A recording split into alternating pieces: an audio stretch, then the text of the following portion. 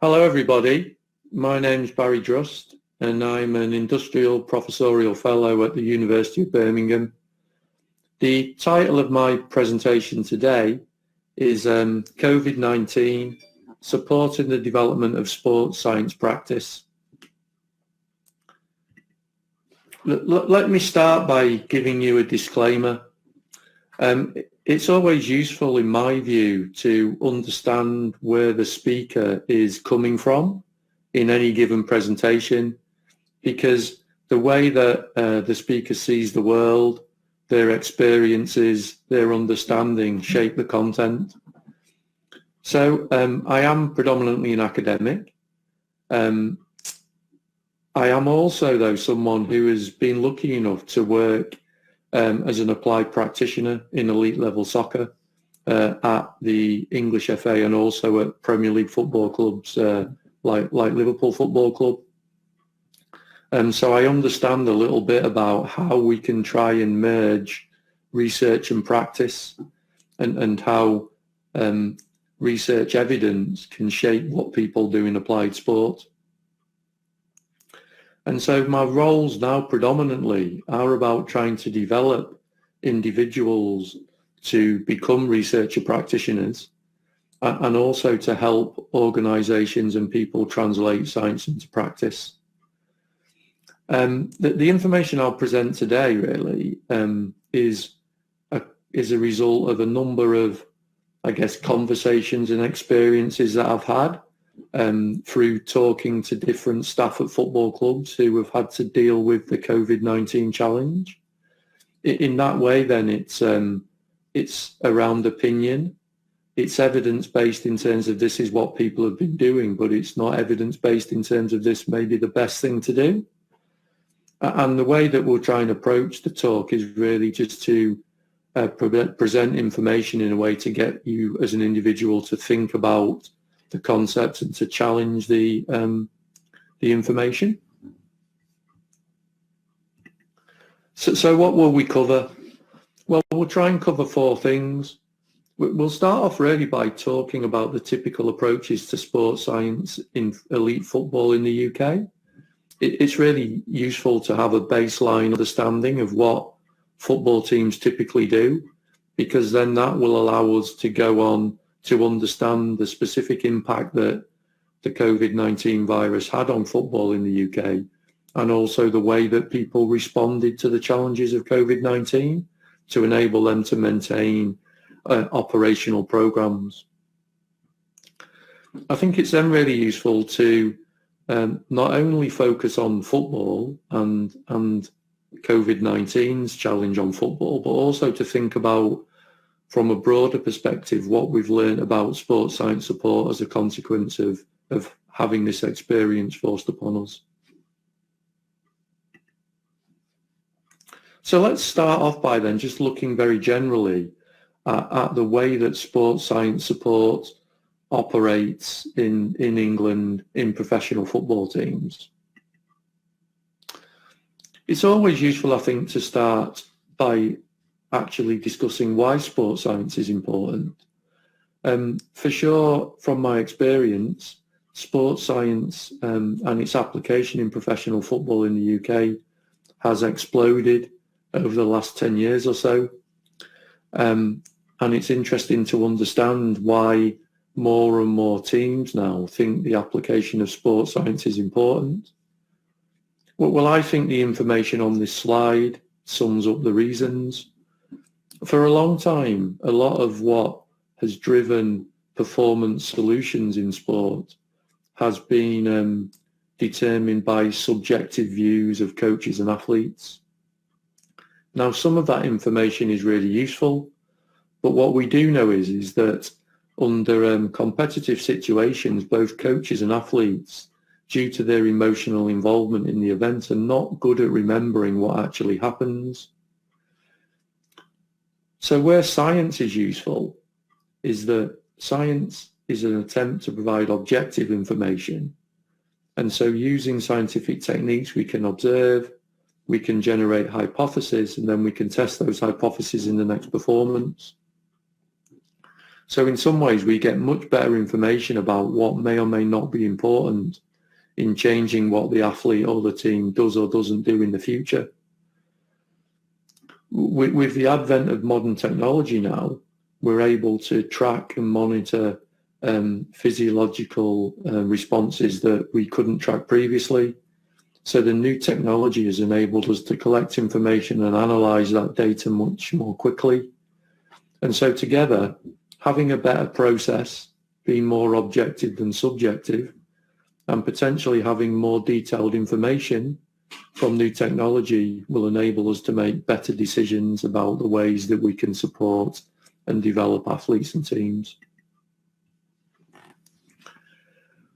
So what type of information then have we got that we can use predominantly to actually really influence performance and that's been collected scientifically?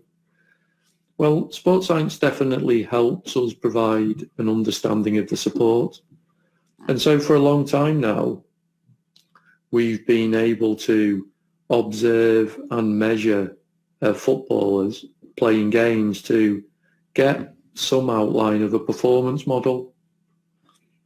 The white circle here gives us a useful performance model for football. So we can see that players need to have technical and tactical competencies, so be able to perform certain skills and to know where to perform them on the pitch. They need some psychological skills in order to be able to cope with the demands of both being a professional footballer as a lifestyle choice, but also the specific kind of stresses and strains of performing on the pitch, like cognition and anxiety and arousal and things like that. That they also need a number of physical characteristics, which we'll talk about in more detail later. So in lots of ways, the performance model in football is complex, and the sports science information that we collect from players now helps us understand how these demands are changing and what we may need to do to prepare athletes in order to perform optimally. A massive application really of sports science currently in professional football is around the training process. So for a long time, our understanding of the training process has been to focus on determining what athletes do. And we believe that what athletes did directly led to their training outcome.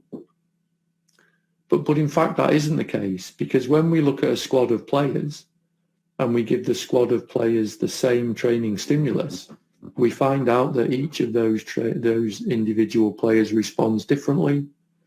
So what might be a good stimulus for one player is a very poor stimulus for another. And so the internal response to the training load is actually what drives the training outcome. And by developing strategies for us to monitor the training process in an accurate way, we're better able to understand whether the stimulus that we're providing those athletes is adaptive, i.e. makes them more likely to perform in a better way, or maladaptive, i.e. makes them more susceptible to injury.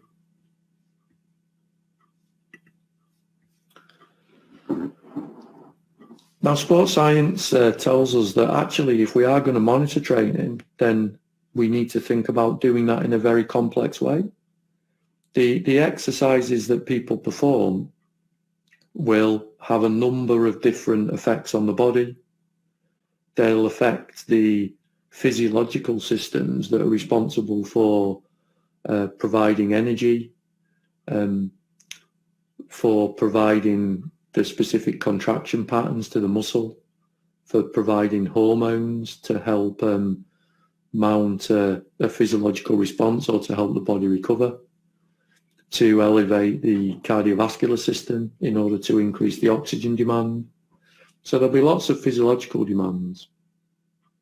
There'll be structural demands too, placed on the tendons and the ligaments and the bones that will all potentially need to be understood.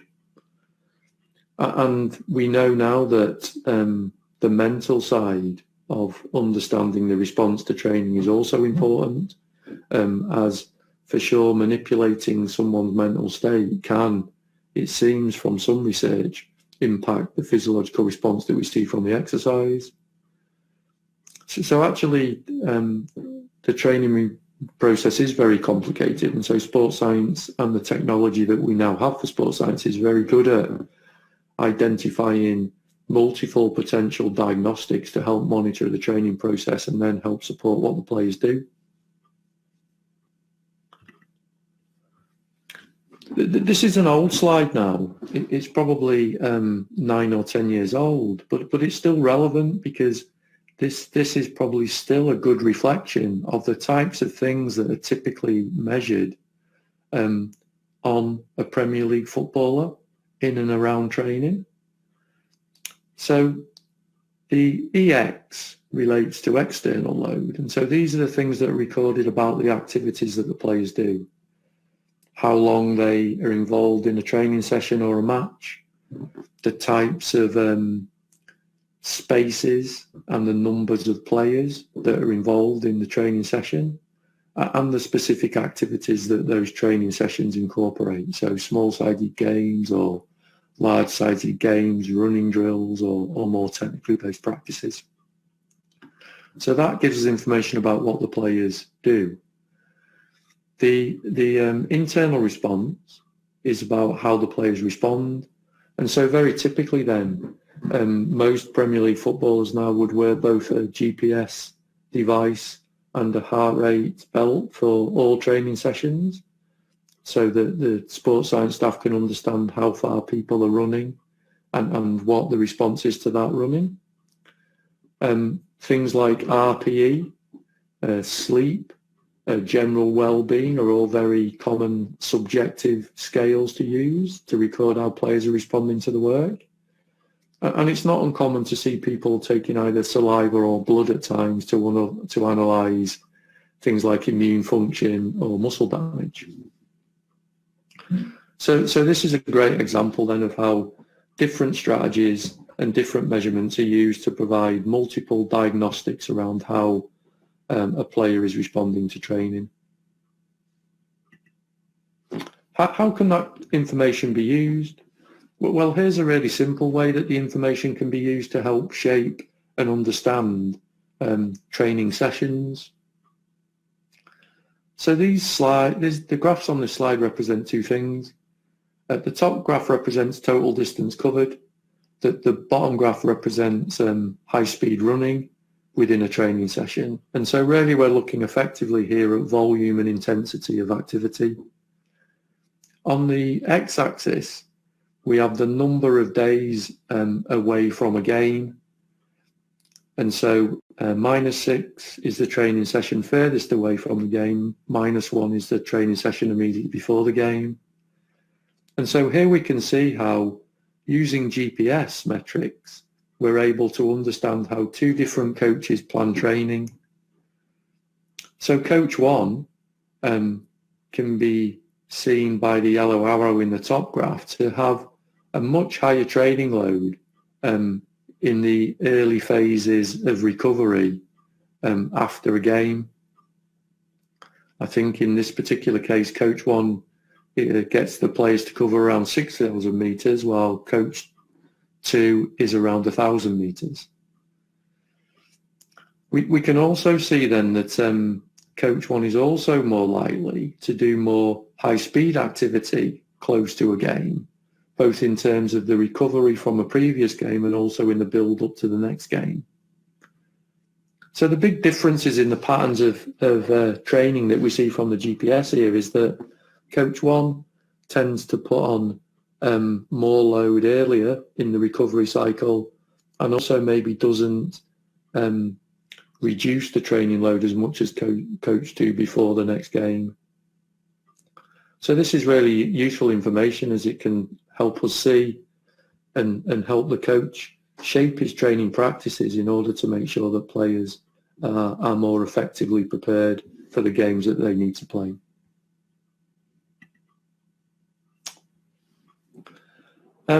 This is a slide that, again, that is a relatively old slide, but I suspect that the situation now in football clubs is probably worse than is reflected here. What we have here then is the days of the week between games, when the players play one game a week or when the players play 2 games a week. And what we have down the side of this table is all of the different things that the sports science department in a football club tries to get the players to do. So here we can see things like collection of salivary IgA in order to understand the recovery from the game, things like taking supplements in order to support the reduction of muscle damage or to help them get ready for a match, things like recovery drinks to help provide much needed amounts of protein following gym sessions, physio treatments, discussions with a psychologist. And what I really want to take away from this slide is actually that there are an awful lot of contacts between a footballer and a sports scientist every week for lots of different purposes. And so there's a big, I guess, dependency in some ways of the players on sports scientists to help them support the things that they need to do to both recover from games and training and also to get ready for the next training session.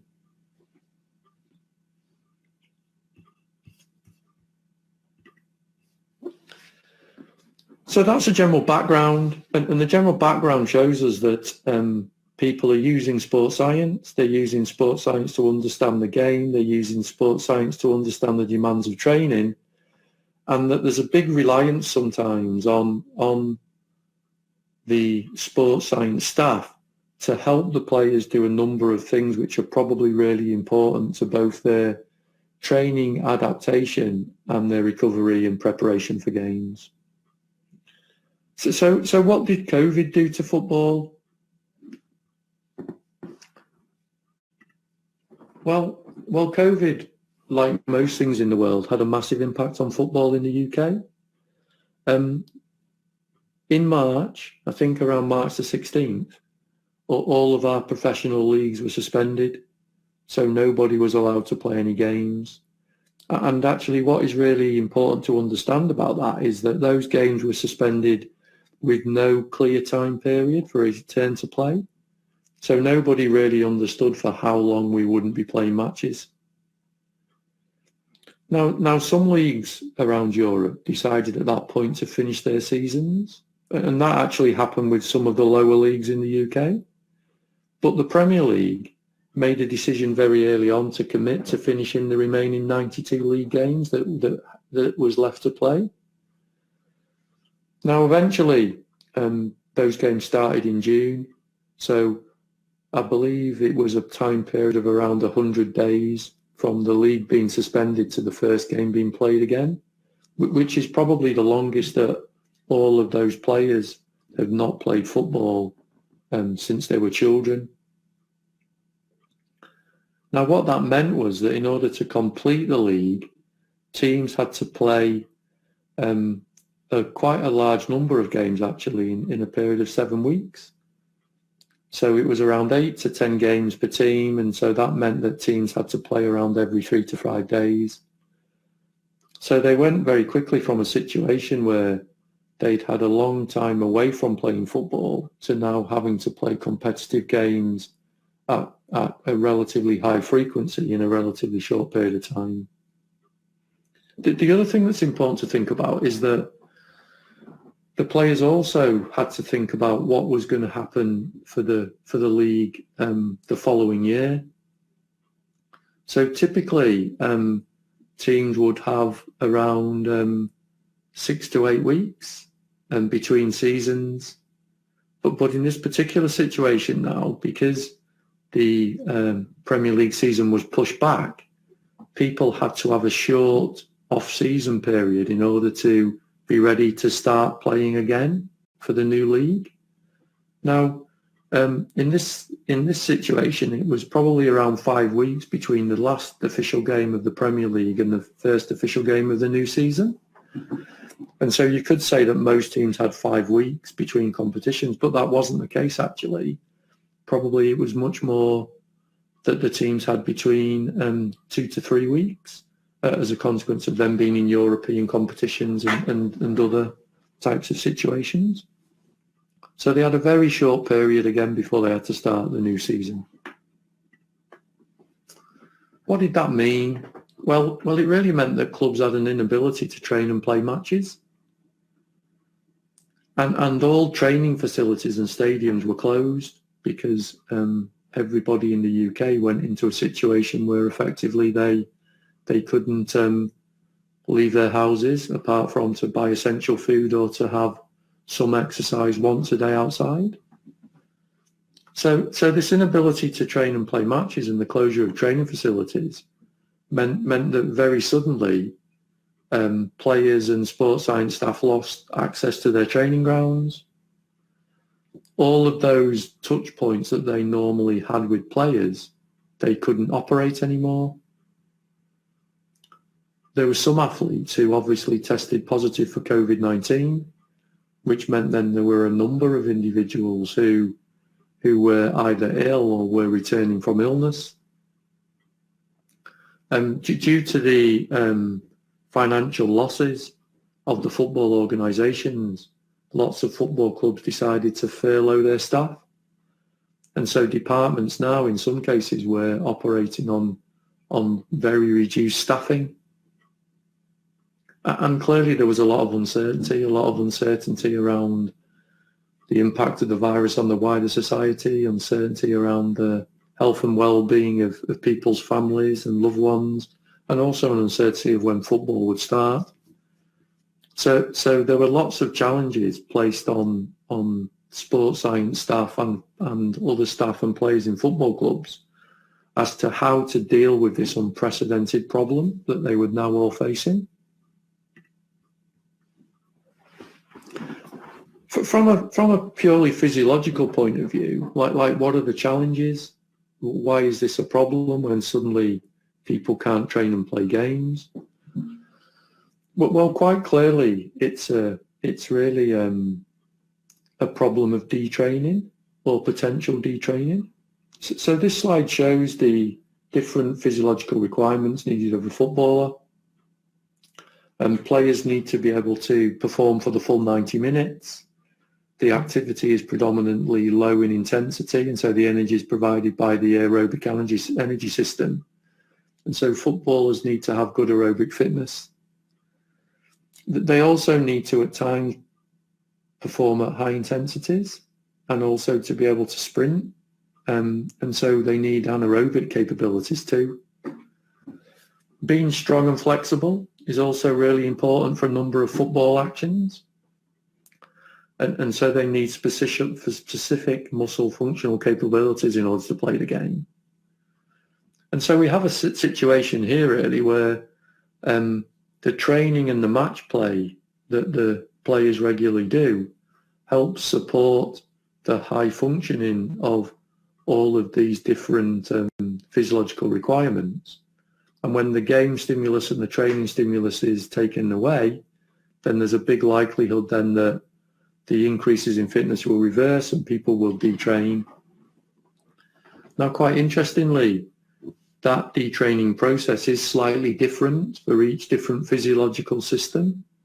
It can also be individual in the time it takes to lose fitness. And so there's a real danger then that footballers, as a consequence of not being able to train and play in the usual way, detrain and then can't perform, or also have potential to have more injuries when training and match play starts again.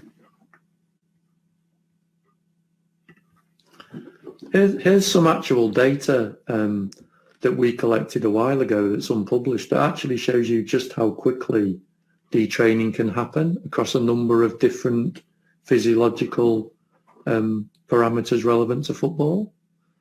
So this data was collected by a guy called Les Parry. And what Les Parry did with his players was that he got them to do a number of fitness tests when they were fit. So he collected their body composition, their weight. He collected their sprint ability, their agility ability. He estimated their VO2 with a submaximal test.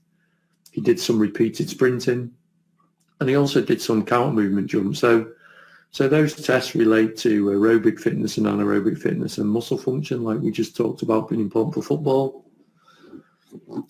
So he was able to collect all those baseline values, and then when the players became injured, or if the players became injured in the season, as soon as they were able to perform these tests again in their rehabilitation period, he got them to complete the tests again and recorded the difference in their performance from when they were fit to when they lost training as a consequence of being injured. And these differences are tests of around 8 days.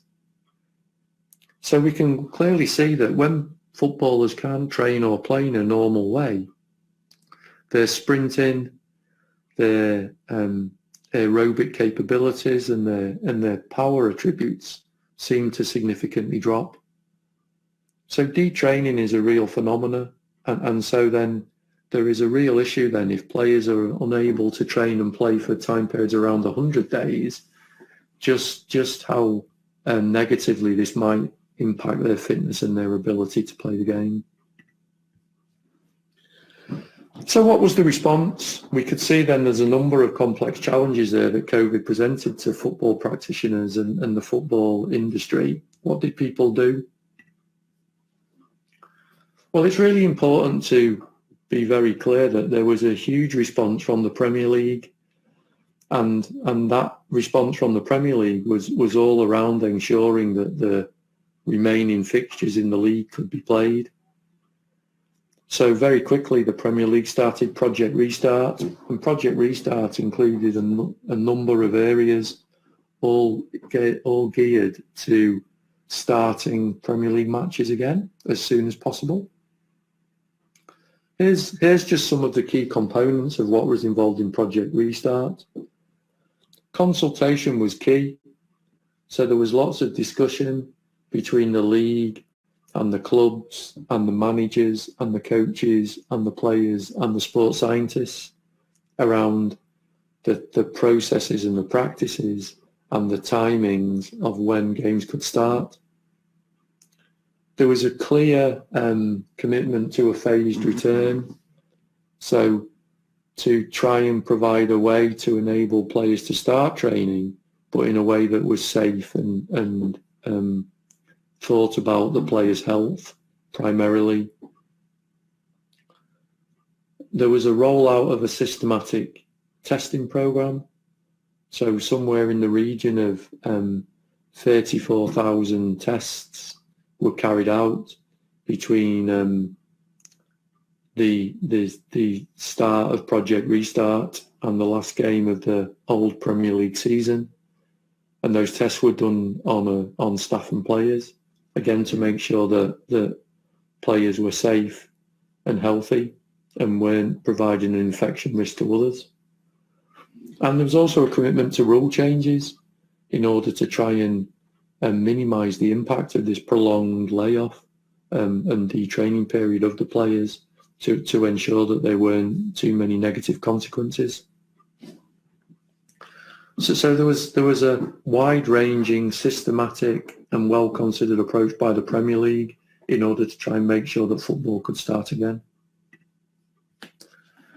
This is a figure that's taken from a paper written by Keith Stokes and colleagues in British Journal of Sports Medicine, which is all about how people across a number of sports had considered a phased return. And this is directly relevant to what happened in the Premier League. So level one was all about individuals or groups of individuals training. So could people start to work in small groups or individually in order to try and maintain their fitness? The next phase, once that had been successfully and healthily completed, was to think about team or group training. So now could more usual forms of football training take place? The strategy then moved on to domestic competition. So now, once players had managed to train together and play games together behind closed doors in some ways, could they now start competition? But no competition with competition with no spectators. And that competition then initially was all around domestic competition. Following successful domestic competition, then obviously teams were able then to potentially look to play the European games, and international football could start. And so currently at the minute, I guess we are at level 4 because we have not started playing competitive games without any restrictions or spectators present. So here's a really nice example of how that phased return by the Premier League was organised to facilitate people coming back to competition, but while minimising the health risk. So we've looked at the response from the Premier League. What were the response from the clubs? And I think actually these can be categorised into 3 areas. The responses during lockdown, when everybody was isolating in their own homes with very little ability to have social interaction or to leave their personal residences. Approaches to return to training, when people could come back to the training ground and train either individually or in small groups, and also the return to competition. So let's look at each of these in a little bit of detail. I mean, fundamentally, the problem in lockdown for all of the sports science staff was, how do you support players in training when you can't coach them? So we talked about all of those regular touch points and all of the things that sports science staff do to support players' activity. And all of that had been removed as a consequence of people having to be isolated. Now what the teams did was effectively do 3 things. They looked to provide players with equipment so they could train at home. They looked to provide players with virtual programs so they could carry out activity individually. And they also tried to develop remote monitoring systems so they could get some idea of what the players were doing and the impact of that work on their fitness. Now that's quite a complicated thing to be able to do in a number of ways. Here are some of the complications, and as I talk about some of the complications, I'll maybe also talk about how some of the solutions were developed creatively to address these challenges. So equipment, well, obviously it's very difficult to provide people with all of the equipment that's available in the training ground for them individually in their homes due to things like cost and space. But actually football clubs did a really good job of providing essential equipment to players. So some weights, resistance bands, in some cases suspension trainers. Obviously, most players in the UK get excellent nutrition provided to them in the training ground following training. And there was also a danger that would be missing if players weren't able to cook for themselves in an effective way. And so some clubs went to great lengths also to provide nutritional solutions for players at homes, providing meals and things for them to cook by themselves in order to ensure that the body composition and the adaptation to training was facilitated in the best way. What are the challenges around training? Well, it's obviously very difficult to create football-specific stimuluses when people have got limited space. But football clubs did provide players with balls. They did provide activities that were as good a replications of football match play as they could. So activities with lots of change of directions, activities with really intense sprints and repeated sprinting in order to try and create the right physiology. We've also said that they didn't actually know how long they'd have to train like this for. And so there was lots of really great solutions around micro periodization models where football teams tried to provide online training programs with lots of different stimuluses in for players so that they could keep cycling through all of those different fitness attributes and not lose anyone too much.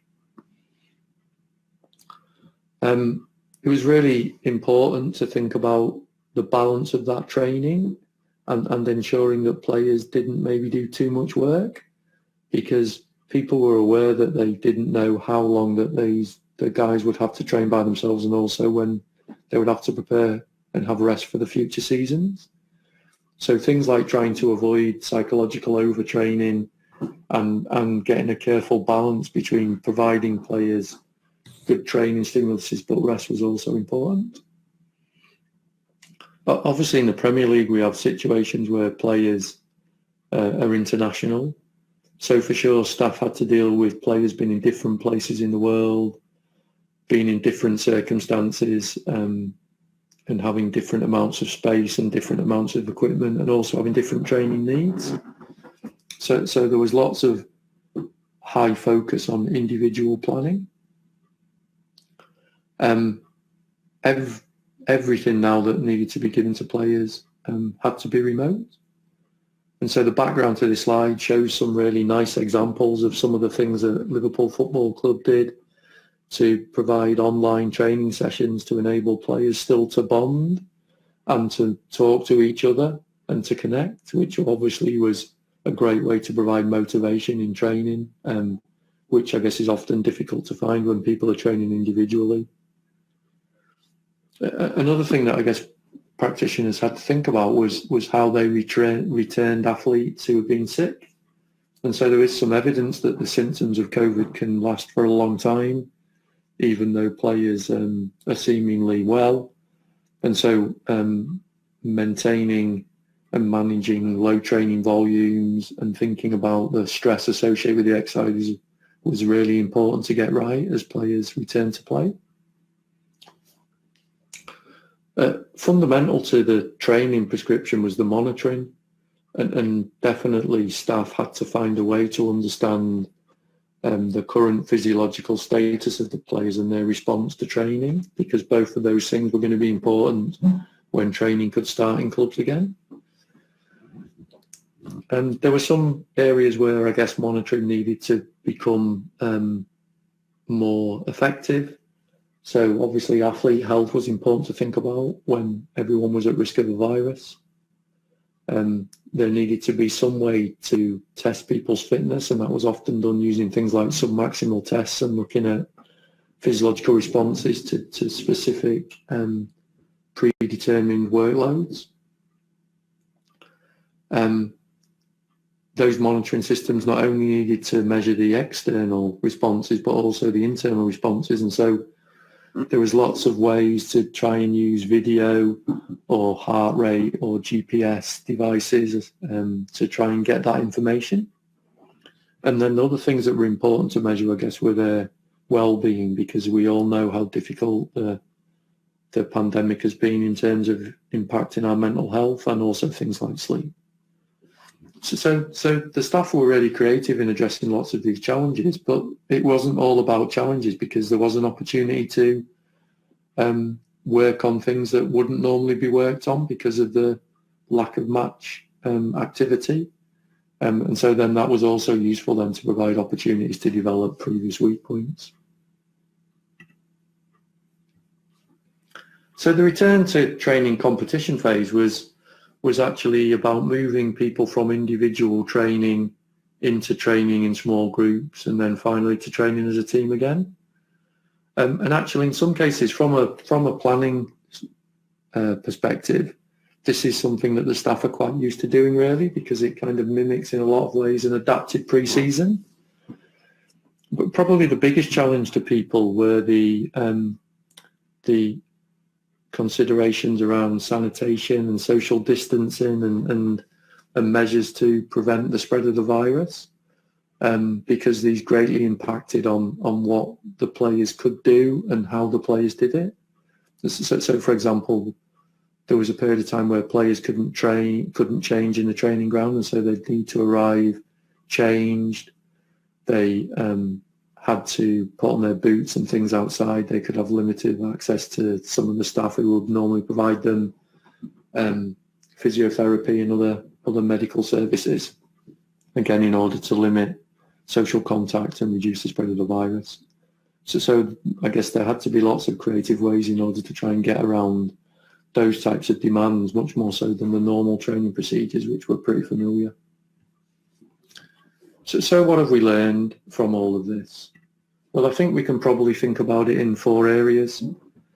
Things we've learned about current sports science process in football, how maybe we can think about working with players differently, what new opportunities having to address the problems of the coronavirus has presented us with, and also some bigger pictures around kind of sports science and training sports scientists. Well, in terms of current sports science process, the big thing I think that COVID reminded us of is that actually traditional sports science, which is all around testing, planning interventions and testing, is still important to understand. It's really common actually now in modern sports science for people not to do the traditional test, intervene, test. Sports science is much more around things like injury prevention and performance maximization with athletes than it is about, in some cases, trying to influence their underlying response to a test and how we impact that. So it was a real good reminder that actually some of those fundamental principles of sports science are still important. There was also probably a lot of learning around how lean programs can be, and by lean I mean that often maybe sports science programs have developed and included a number of attributes which maybe are not needed to be effective. And so when people went into lockdown, there was a real evaluation of what works and what didn't work, and people could tailor their programs in very specific ways. So reminding people to evaluate and review their sports science programs is something that is important. A holistic training stimulus is key. Well, it was very difficult in some cases because of space and conditions for players to play football, and it became really obvious then how important like specific functional exercises linked to what athletes have to do rather than to the development of generic physiological capabilities are important to include. It also showed really that interpersonal skills, people's ability to talk to players, have relationships with players, and be able to find ways to connect with players are just as important sometimes as the technical knowledge and skill base that sports scientists have. So that was an important reminder too. What have we potentially found out about working with players? Well, maybe at times in training grounds and around matches, there is a culture of dependency, and actually players are able to do a lot more for themselves than sports scientists sometimes let them do. And we should remember that and try and actually find a nice way of creating models that are supportive yet allow athletes to take responsibility.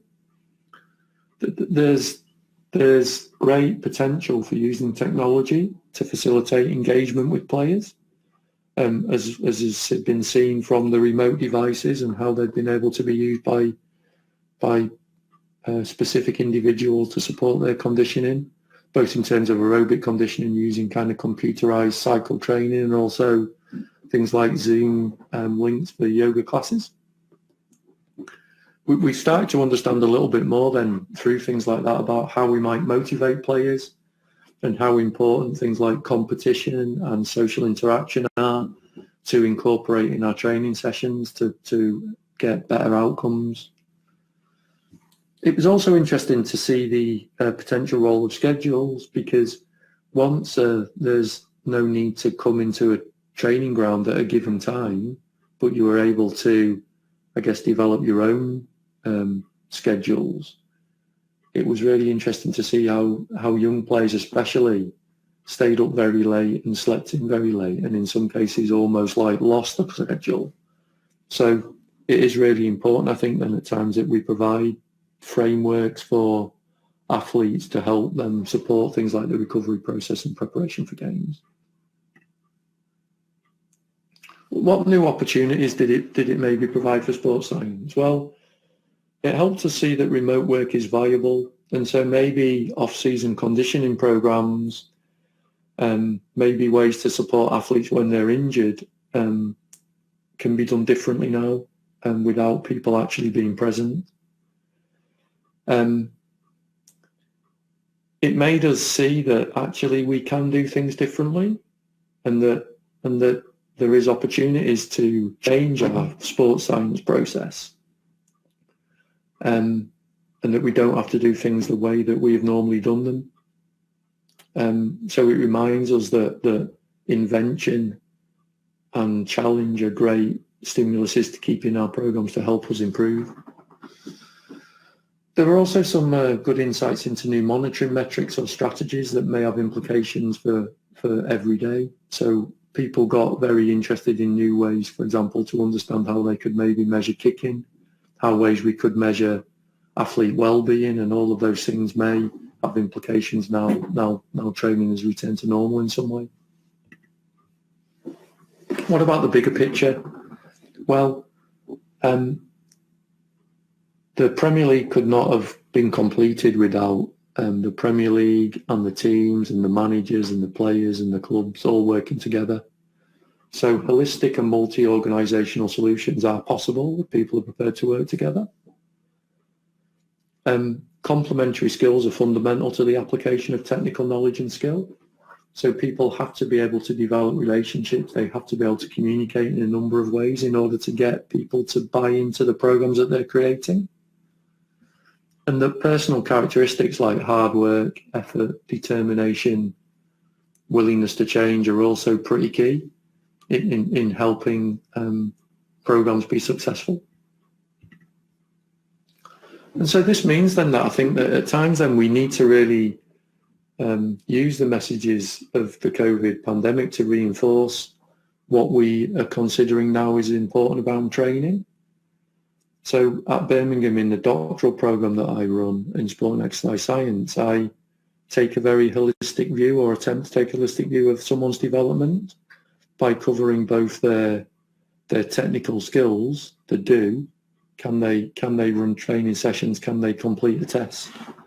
The technical knowledge, do they understand the basic physiology and concepts around training periodization?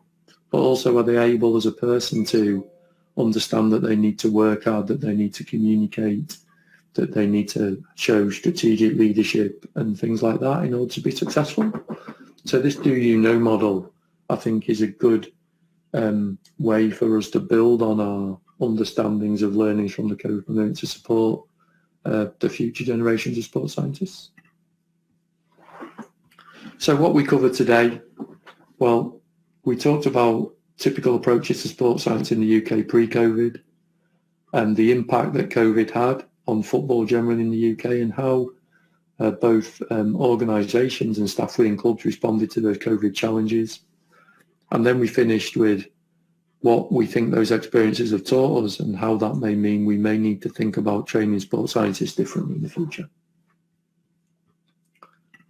It's important to have some acknowledgements. All of the staff and students at previous universities I've worked at, and my current university, the football organisations I'm lucky enough to be able to be around, and also funders for supporting some of the research that gets done at times. Thank you very much.